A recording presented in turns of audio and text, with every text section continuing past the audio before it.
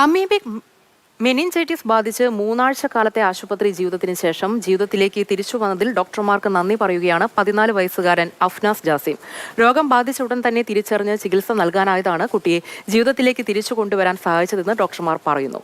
ഇന്ത്യയിൽ ആദ്യമായാണ് amoebic meningitis ബാധിച്ചയാളെ ചികിത്സിച്ച് ഭേദമാക്കുന്നതെന്നും ഡോക്ടർമാർ പറഞ്ഞു. അമീബിക് മസ്തിഷ്ക ജ്വരം ബാധിച്ച് 14 വയസ്സുകാരൻ അഫ്നാൻ ജാസിം ജീവിതത്തിലേക്ക് തിരിച്ചു വരികയാണ്. അദ്ദേഹത്തെ ചികിത്സിച്ച ഡോക്ടർ നമ്മോടൊപ്പം ഉണ്ട്. ഏറ്റവും പ്രധാനപ്പെട്ടത് നമ്മുടെ ഈ കുട്ടിയിൽ വളരെ ഏർലി ആയിട്ട് നമുക്ക് ഡയഗ്നോസ് ചെയ്യാൻ പറ്റിയെന്നുള്ളതാണ്. അത് രോഗലക്ഷണങ്ങൾ വന്ന് 24 മണിക്കൂറിൽ തന്നെ രോഗം പ്രാഥമികമായി സ്ഥിരീകരിക്കുകയും ചികിത്സ ആരംഭിക്കാൻ സാധിച്ചു എന്നുള്ളതാണ്. അപ്പോൾ അതുകൊണ്ട് തന്നെ പിന്നീട് പെട്ടെന്ന് തന്നെ അവൻ റിക്കവർ ചെയ്യാൻ തുടങ്ങുകയും ചെയ്തു.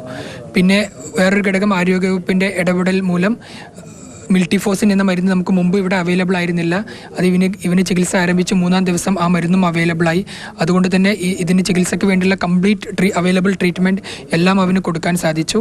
അപ്പോൾ നമ്മൾ ഏർലി ഡയഗ്നോസിസ്, ഏർലി ട്രീറ്റ്മെൻറ്റ്, മിൽട്ടിഫോസിൻ്റെ അവൈലബിലിറ്റി, ഇതൊക്കെയാണ് ഇവൻ്റെ റിക്കവറിൽ മുഖ്യ പങ്ക് വഹിച്ചത്. ഇന്ത്യയിൽ തന്നെ ആദ്യമായിട്ടാണ് റിക്കവറി. ഈ പല കാരണങ്ങൾ ഒരുമിച്ച് വരുന്നത് ആദ്യമായിട്ട് അങ്ങനെ കരുതാൻ പറ്റും. അല്ലെങ്കിൽ ഈ എന്താണ് ഇവിടെ സംഭവിച്ചത്? ഇവൻ്റെ കാര്യത്തിൽ നമുക്ക് സംഭവിച്ചത്, അല്ലെങ്കിൽ കുട്ടിയുടെ കാര്യത്തിൽ സംഭവിച്ചത് എന്താണെന്ന് വെച്ചാൽ, നമ്മൾ മുമ്പത്തെ 2 കേസുകൾ മുമ്പ് ഉണ്ടായിരുന്നല്ലോ. അപ്പോൾ അതേ സമയത്ത് നിങ്ങൾ മീഡിയ എല്ലാം പബ്ലിക് അവയർനെസ് ഉണ്ടാക്കിയതുപോലെ തന്നെ ഡോക്ടേഴ്സിനിടയിലുള്ള അവയർനെസ്സിന് വേണ്ടി ഞങ്ങൾ ഒരു മെസ്സേജ് ഉണ്ടാക്കി സർക്കുലേറ്റ് ചെയ്തിരുന്നു. അതുകൊണ്ട് തന്നെ ഇവന് രോഗലക്ഷണങ്ങൾ വന്ന് ഉടനെ തന്നെ ഇവന് ഒരു റീസെൻറ്റ് 4 ദിവസം മുമ്പ് ഒരു സ്വിമ്മിങ്ങിൻ്റെ ഹിസ്റ്ററി ഉള്ളതിനാൽ അവർ ഉടൻ തന്നെ സംശയിക്കുകയും ഉടൻ തന്നെ റെഫർ ചെയ്യുകയുമാണ് ഉണ്ടായത്. അതുകൊണ്ടാണ് നമ്മൾ രോഗത്തെ തന്നെ പരിശോധിക്കുമ്പോൾ 24 അവേഴ്സിനുള്ളിൽ ഈ രോഗം സ്ഥിരീകരിച്ചത് തന്നെ വളരെ അത്യപൂർവമാണ്. കുളിക്കുന്ന സമയത്താണല്ലോ അമീബ ശരീരത്തിലേക്ക് വരുന്നത്. അതിൻ്റെ സാധ്യതകൾ എങ്ങനെയാണ് ഇത് ശരീരത്തിലേക്ക് വരുന്നത്?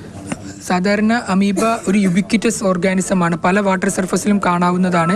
അപ്പോൾ നമ്മൾ യൂഷ്വലി ജമ്പ് ചെയ്ത് കുളിക്കുക, ഡൈവ് ചെയ്ത് കുളിക്കുക, അല്ലെങ്കിൽ മുങ്ങി കുളിക്കുക ചെയ്യുമ്പോൾ ഫോഴ്സോട് കൂടി വെള്ളം മൂക്കിലൂടെ പോകുമ്പോൾ ഈ അമീബ കലർന്ന വെള്ളം മൂക്കിലൂടെ ഈ ക്രിബ്രിഫോം പ്ലേറ്റ് എന്ന് പറയുന്ന ആ പ്ലേറ്റിനെ ക്രോസ് ചെയ്ത് ബ്രെയിനിനെ ഡയറക്റ്റ് ഇൻവേഡ് ചെയ്തിട്ടാണ് ഈ പ്രൈമറി അമീബിക് മെനിഞ്ചൈറ്റിസ് എന്ന അസുഖം ഉണ്ടാവുന്നത്.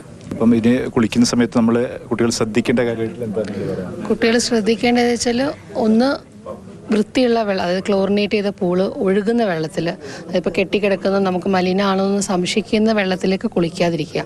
പിന്നെ ഉള്ളത്, ഇനിയിപ്പോൾ ചാടി കുളിക്കുകയാണെങ്കിൽ തല പൊക്കി വെച്ചിട്ട് കുളിക്കുക. ഇല്ല ഇനി നമ്മൾ മുങ്ങി കുളിക്കണമെങ്കിൽ നോസ് ക്ലിപ്പ് എന്ന് പറഞ്ഞിട്ടുണ്ട്, ആ നോസ് ക്ലിപ്പ് ഇടുക. പിന്നെ സ്വിമ്മിംഗ് പൂളുള്ള സ്കൂളുകൾ അല്ലെങ്കിൽ ഫ്ലാറ്റുകൾ അല്ലെങ്കിൽ റിസോർട്ടുകൾ അവർ ക്ലോറിനേറ്റ് ചെയ്യുക. അതിനൊക്കെ കൃത്യമായ പ്രോട്ടോക്കോളുണ്ട്. കുളങ്ങളും നമുക്ക് അത്ര കണക്ക് രേഖപ്പെടുത്താൻ പറ്റില്ല, കാരണം എത്ര ആഴം എത്ര വീതി എന്നൊന്നും ഉണ്ടാവില്ല കുളങ്ങൾക്ക്. പക്ഷെ എന്നാലും നമ്മളെ കൊണ്ട് കഴിയാവുന്ന രീതിയിൽ അത് ക്ലോറിനേറ്റ് ചെയ്ത് സൂക്ഷിക്കുക. അതിൽ കുളിക്കരുതെന്ന് നമുക്ക് പറയാൻ പറ്റില്ല. കുളിക്കുമ്പോൾ നമ്മൾ ഈ പ്രിക്കോഷൻസ് ഒക്കെ എടുത്ത് കുളിച്ചാൽ നമുക്കിതിനെ ദൂരീകരിക്കാൻ പറ്റും. സർക്കാരിൻ്റെ ഒരു മരുന്ന് എത്തിച്ചു എന്ന് പറഞ്ഞിട്ട്, ഈ മരുന്ന് ഇപ്പോൾ എല്ലാ സ്ഥലത്തും അവൈലബിൾ ആണോ? ഇനിയിപ്പോൾ ഇതിനെ നമുക്ക് റിക്കവർ ചെയ്യാൻ പറ്റുന്ന സ്റ്റേജിലേക്ക് വന്നു കഴിഞ്ഞു. ഇപ്പോൾ നമ്മുടെ ഈ കുട്ടിക്കും ഇപ്പോൾ നിലവിൽ ചികിത്സയിലുള്ള 2 കുട്ടികൾക്കും ഉള്ള മരുന്ന് നമ്മുടെ കയ്യിലുണ്ട്. കുറച്ച് മരുന്നുകൾ കൂടെ ഉണ്ട്. എനിക്കറിയാൻ സാധിച്ചത് ഹെൽത്ത് മിനിസ്റ്റർ ഇടപെട്ട് കൂടുതൽ ഇതേ മരുന്ന് നമ്മൾക്ക് ഇവിടെ എത്തിക്കാനും കേരളത്തിൽ സ്റ്റോക്ക് ചെയ്ത് വെക്കാനുമുള്ള അതിൻ്റെ നടപടികൾ നടക്കുന്നുണ്ട് എന്നുള്ളതാണ്. അഫ്നാൻ ജാസിം ഉണ്ട്.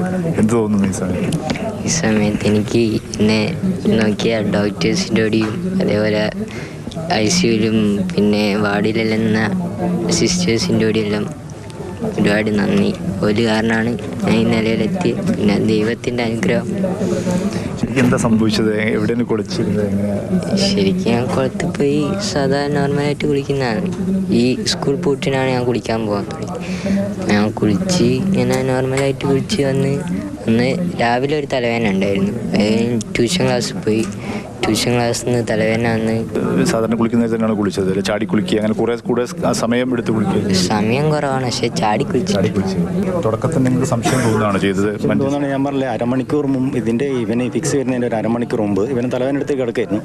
അപ്പോൾ ഞാൻ വെറുതെ മൊബൈലിൽ ഇങ്ങനെ നോക്കുന്ന സമയത്ത് ഞാനിങ്ങനെ കാണുന്നുണ്ടായിരുന്നു, അങ്ങനെ പിന്നെ ഇതിനെ പറ്റിയിട്ട്, ഈ അമീബിനെ പറ്റി ഇങ്ങനെ കാണുന്നുണ്ടായിരുന്നു. അപ്പം വെള്ളത്തിൽ നിന്നാണ് ഇത് വരുന്നതെന്നുള്ളത് അറിയാലോ.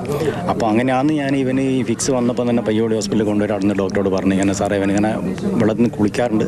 ഫിക്സ് തന്നെ ഒരു മാക്സിമം ഒരു 3 മിനിറ്റ് മാത്രമേ നിന്നുള്ളൂ.